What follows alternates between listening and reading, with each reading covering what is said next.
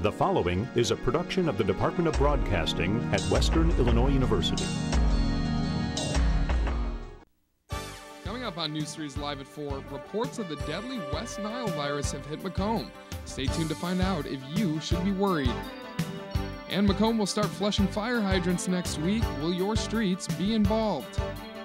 And finally, Amtrak is a vital part of attending Western, but is it cheaper to drive a car than to take the train? All of this coming up on Live at 4. News out of the McDonough County Health Department says a bird tested positive for the West Nile virus. Good afternoon. Welcome to Live at 4. I'm Jack Pluta. And I'm Chris Lovingood. This is the first case reported in the county. Jake Van Hoeklum with the health department says the bird was found earlier this week in Macomb near the WIU campus. Specifics of where it was found have not been released. A second bird was found but did not test positive for the virus. Also, the City of Macomb Public Works Department will begin flushing fire hydrants throughout the city of Macomb this Monday. Hydrants will be flushed every weekday between 7 a.m. and 3:30 p.m. All residents of the area, please be advised that flushing may cause some discoloration of water. This does not represent a health hazard, but use caution in determining if the water is clear or not before washing clothes. If you experience discolored water, avoid using hot water until discoloration clears and run cold water for 5 to 10 minutes to clear the service line. The flushing is expected to take up to 4 weeks. Amtrak is a vital part to Macomb and WIU. News 3 reporter James Butcher tells us which transportation is cheaper going home, Amtrak or your car. Public transportation's #1 focus has always been point A to point B. But here in Macomb, the town's daily train system has a lot more riding on it than just the everyday riders. Amtrak is actually the lifeblood of Macomb and truly the lifeblood of Western Illinois University. If you look at the student population of the 9,000 students that currently attend Western, over 40% of them utilize the train back and forth from Chicago, from LaGrange Road, from Naperville, Plano, Kewanee to come to Western. It's a very, very, very important part of our city and also our infrastructure. Freshman and music therapy major Aria Molava believes students choose Western partly because of the close proximity and for some of the creature comforts stemming from train travel. I like taking the train from here to Chicago because it's convenient, it's fast, I can do my homework, just relax. When there's 88,000 riders a year, you're bound to have the occasional unhappy customer. The seats, how they're set, like I can't really stretch my legs out. You know, the food service is expensive, too expensive for my taste. I would prefer to drive. Over the past 5 years, the Quincy to Chicago line has seen a steady increase in its annual rider numbers. You can take Amtrak on the low end for $44 round trip. As a business person, I would think that makes better sense to do it that way. It gives them the opportunity to go ahead and use the train. People are constantly searching for ways to save money at the pump. What better way to do so than take the Carl Sandburg line out of Macomb, a line that tries to ensure that you'll arrive where you need to on time. If you're interested in purchasing an Amtrak ticket, you can do so by visiting www.amtrak.com or stopping by the train station. No longer will they be sold in the University Union. And Family Day will kick off with Rocky's 5K run and walk this Saturday at 9 a.m. Registration can be done online or on race day at 8 a.m. The event will be held at the Student Rec Center. The registration fee will be $10 and refreshments will be provided.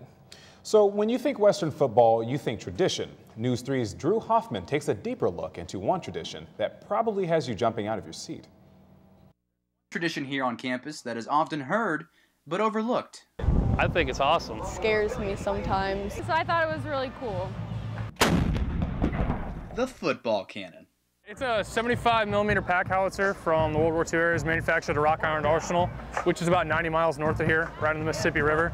The ROTC program has been firing the cannon for years, and it really has become a signature piece when it comes to Western football. It gets the crowd going. It's a terrific ceremonial piece that it announces our support of campus, our presence here, and it gets everyone in football spirit. The cannon is fired at the beginning of the game, halftime, the end of the game if Western wins, and any touchdown in between. Although the cannon might be loud, it is a tradition here at Western football games, and the feedback the ROTC program gets for the cannon is quite remarkable. We have veterans coming by all the time to thank us for what we're doing, and every once in a while we'll get a salute or a handshake from Rocky. 2 people come up to us already when we were first brought in today, and yeah, people get excited about it. With all the support the program gets at the game, I'm sure the football cannon will be a tradition at Western for years to come. It's a great symbol of Western and the military, and it just sounds cool. For News 3, I'm Drew Hoffman. Saturday, when the Leathernecks take on the University of South Dakota. Wheels, teams, and chariots are all part of the Red Bull-sponsored chariot races tomorrow from 4 to 6 p.m. Red Bull is an advocate for sponsoring non-alcoholic events at colleges and universities. Teams will put together their own chariots and prizes for the winner, including skydiving, a $50 certificate to a local business, or a case of Red Bull. The race will be held on West Murray Street between Avery and Charles Street. Well, it's the beginning of the end for one Western Illinois residence hall. News 3's Lizzie Krozel has more. Western has been undergoing several changes on campus. Some buildings are being renovated, but one that is not is Hagen's Hall. Because of lower enrollment and deferred maintenance, the university decided to close down the dorm hall. The director of residential facilities, Joe Roseleap, says that the hall did not close down because students did not like it. I think it was a pretty popular residence hall, but as we looked at all of our residence halls and the combined deferred maintenance in each one of those, on top of what we wanted to do in our master plan in terms of upgrades, renovations, that's what led us to take Hagen's offline. Hagen's Hall has been part of Western since 1967. Even though it's not as sturdy as it once was, some students may miss it, and some not as much. I think that Higgins really wasn't well built. It was kind of trashy, and they didn't really spend that much money into it like they did in Thompson. Higgins is a really tall building, and I'm just sad to see it go because it's a part of the skyline. I feel like Higgins was an excellent building at the time. It just needed some improvement. That's all. I feel like it was better than Thompson. The bathrooms were bigger and the rooms were bigger. Hagen's Hall is one of our oldest buildings.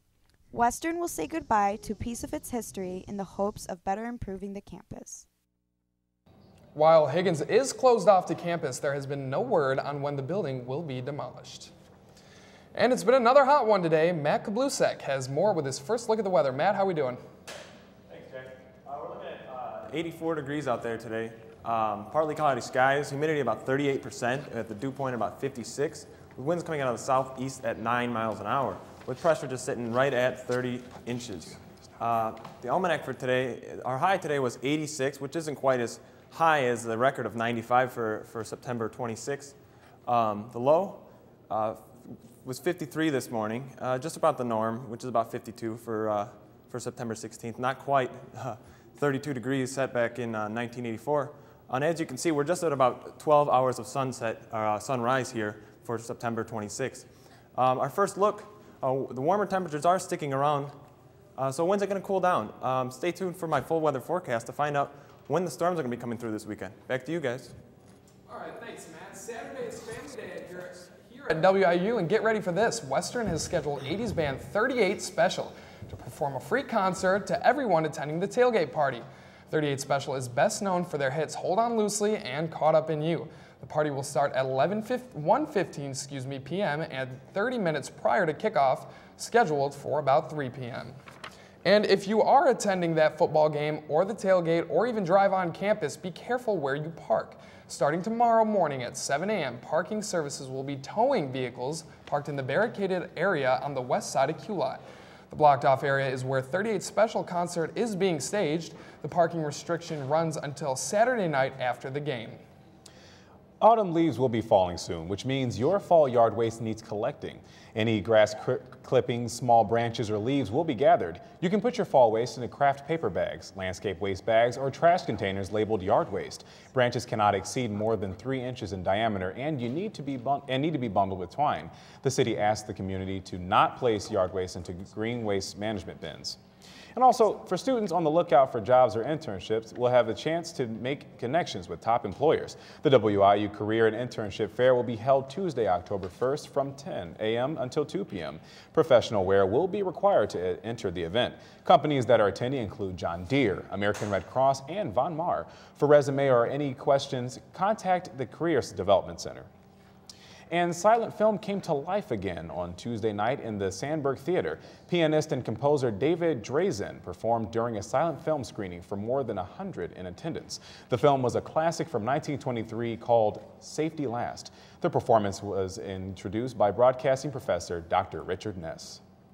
The online application for Spring 2014 resident assistance is now open.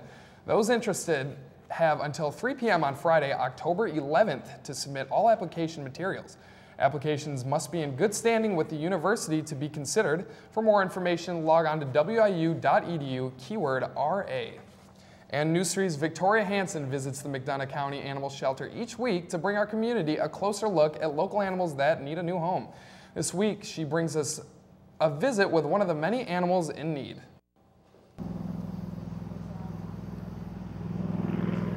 Why were the mics Located still right on? outside of Western's campus Why would entrance they keep the mics on during North his thing? Lafayette I don't get Street it. is the McDonough County Animal Shelter.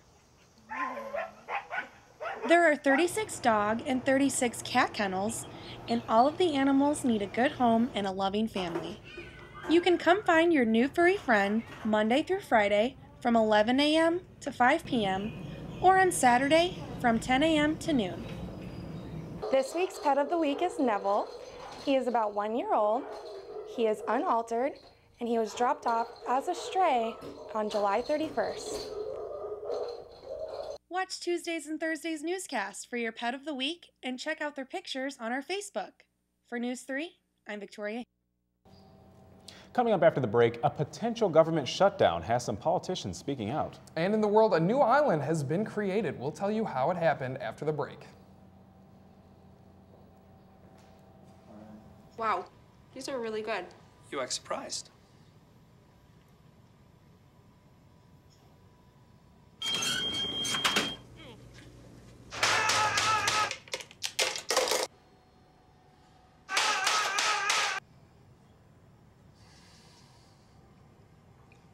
Practice makes perfect. You don't have to be perfect to be a perfect parent. There are thousands of teens in foster care who don't need perfection. They need you. Cracked out.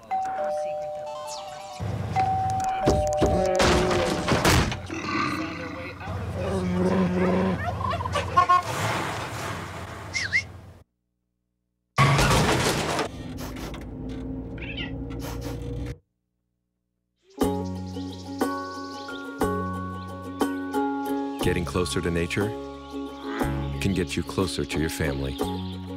Go to discovertheforest.org.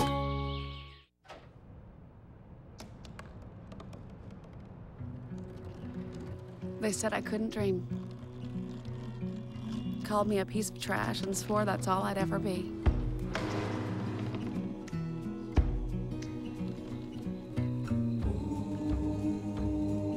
Said a bottle couldn't see the ocean.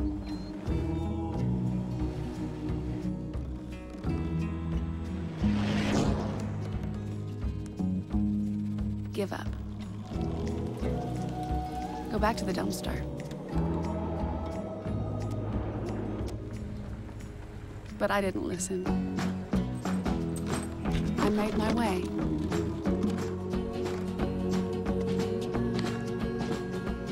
And now, I am what I've always wanted to be.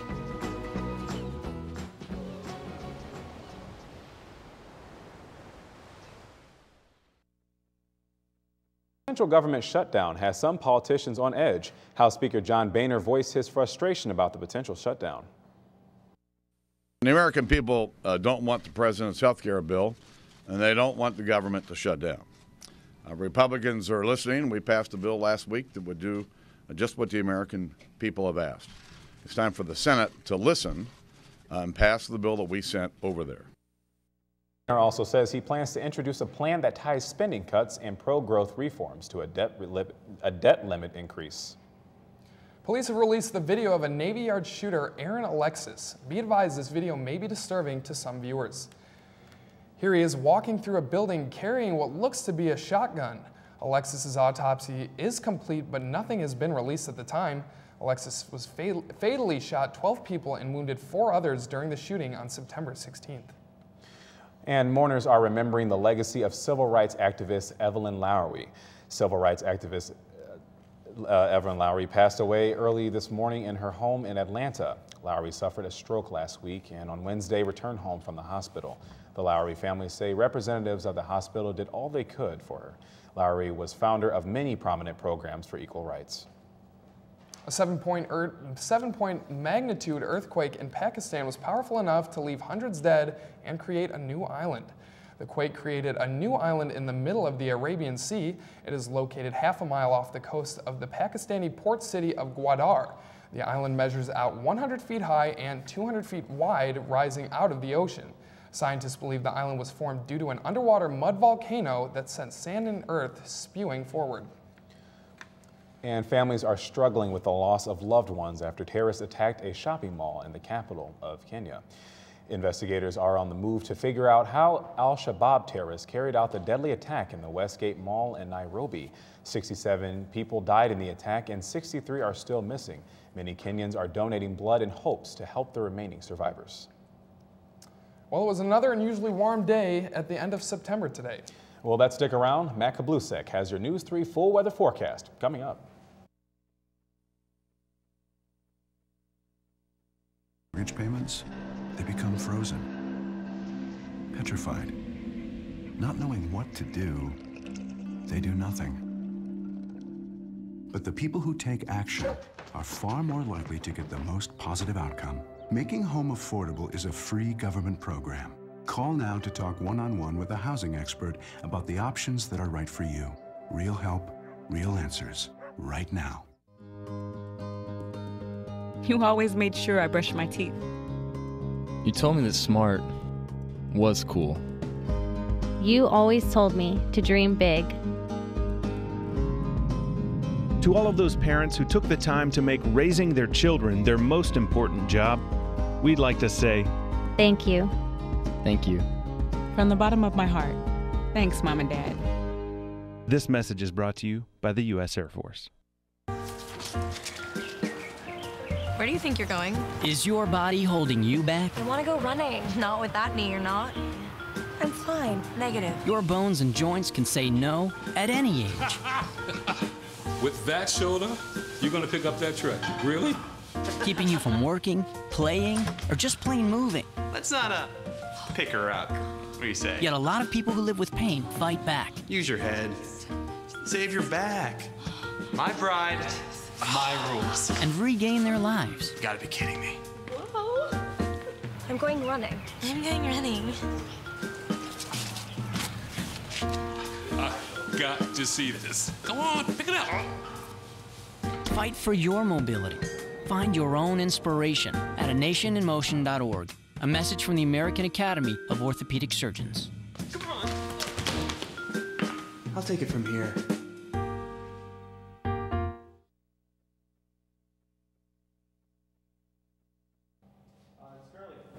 84 degrees here in Macomb, partly cloudy skies. Looking at our national temperatures today, it's 75 degrees in Chicago as of right now, 90 down in Orlando, 91 in Dallas, 72 in Los Angeles. And looking at these temperatures, you can see this dome of cold air right here that's trapped up in the Rocky Mountains in the northwest. Now this is going to be important because looking at our surface map, there's a front of low pressure. It's a cold front that will be coming through our area this weekend, bringing us thunderstorms.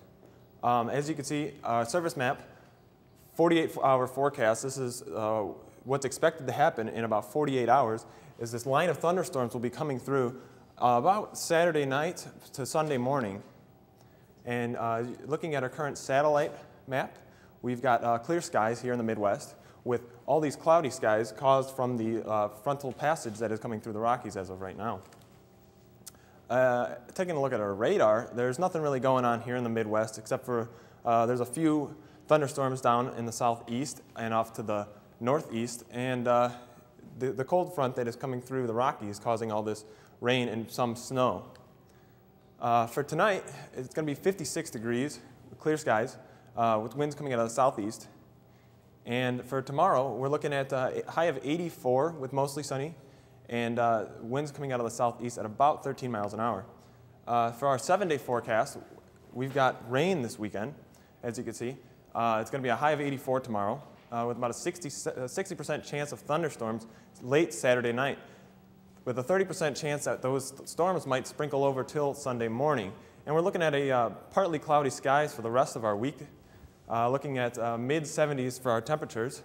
And we close the week at a high of 81 with a low of 65.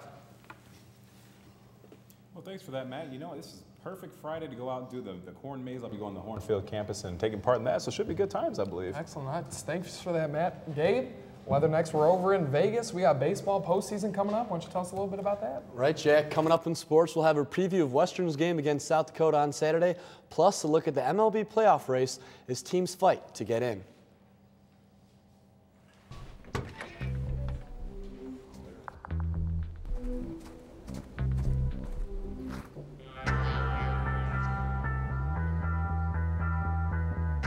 When you throw away money on wasted electricity,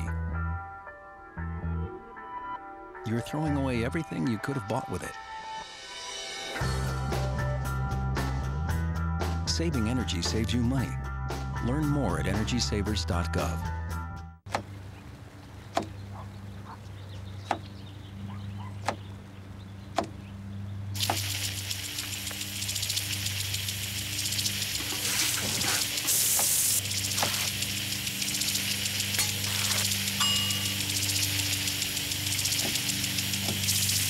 Clean kitchen surfaces, utensils, and hands with soapy water. 1 in 6 Americans will get sick from food poisoning this year. Keep your family safer. Check your steps at foodsafety.gov.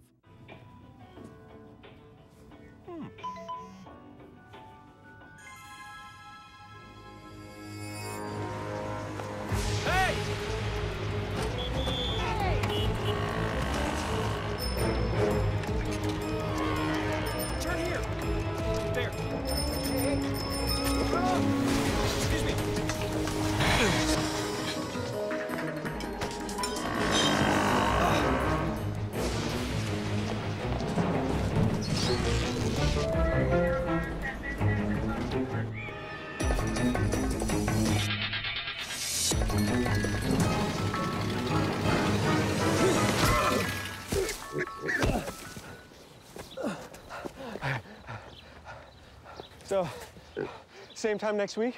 Well, of course. Put away a few bucks, feel like $1 million. For free tips to help you save, go to Feed the Pig. After a 38-7 defeat on the road against UNLV last weekend, Leathernecks return home to open up conference play as they host South Dakota Coyotes on Saturday. Both teams are coming off 2 consecutive losses, and they're looking to move up in the conference with a win. The Coyotes quarterback Josh Vandermotten, who leads the team in total yards per game, will be a challenge for Western's defense as he is a rushing threat from the quarterback position as well. Defensively, the Leathernecks should have a good offensively. They should have a good rushing attack, as this South Dakota State defense ranks last in the conference, allowing 208 rushing yards per game. Kickoff from Hanson Field is scheduled on Saturday for 3 o'clock. In a blowout 48-8 loss at the hands of Quincy Notre Dame, the Macomb High Bombers look to avoid losing 3 straight games tomorrow night. The Bombers will travel to Taylorville as they take on the Taylorville Tornadoes, who have lost 2 in a row as well. Kickoff from Taylorville is scheduled for 7 p.m. tomorrow night. Meanwhile, in the majors, the Cardinals already clinched a playoff position but are vying to take the NL Central.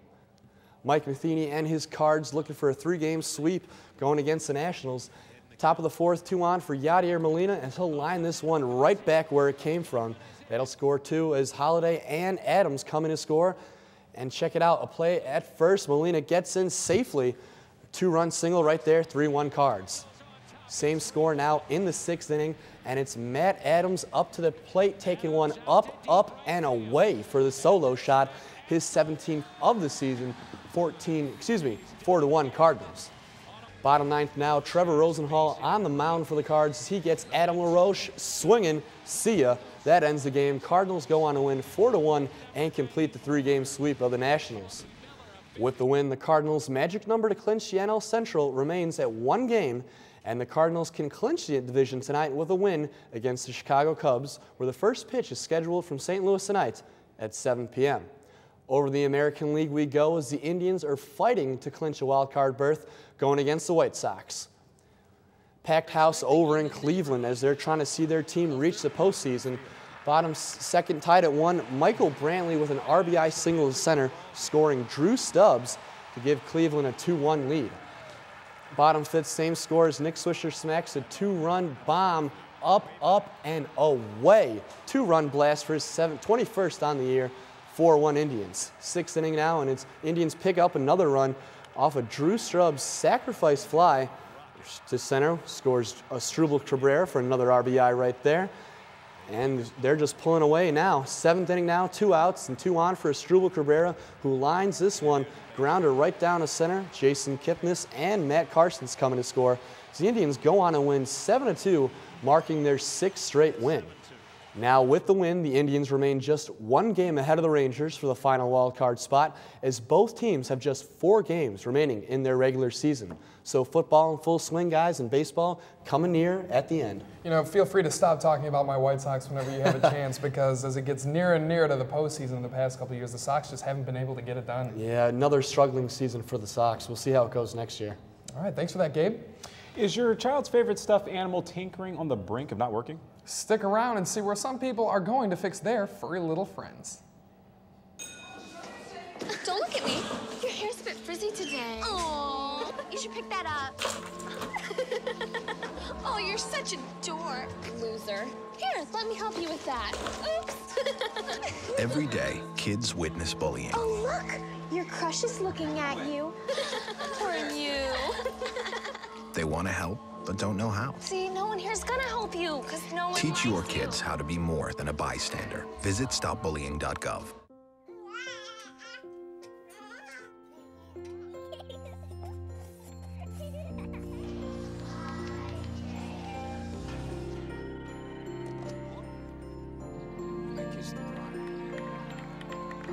A full life, measured in seats, starts with the right ones early on. Car crashes are a leading killer of children 1 to 13. Learn how to prevent deaths and injuries by using the right car seat for your child's age and size. If you drive buzzed, it could cost you around $10,000. You'll face major legal fees, major fines, and steep insurance penalties. You could lose everything. Buzzed, busted, and broke. Because buzz driving is drunk driving. It's a beautiful day out here. Sunny today with light breezes, giving way to clouds in the afternoon. We could see some light precipitation to moderate precipitation later on, followed by powerful storm-like conditions. 90 miles per hour winds are expected. Authorities are asking everyone, stay indoors. Come on, that's it. Let's go.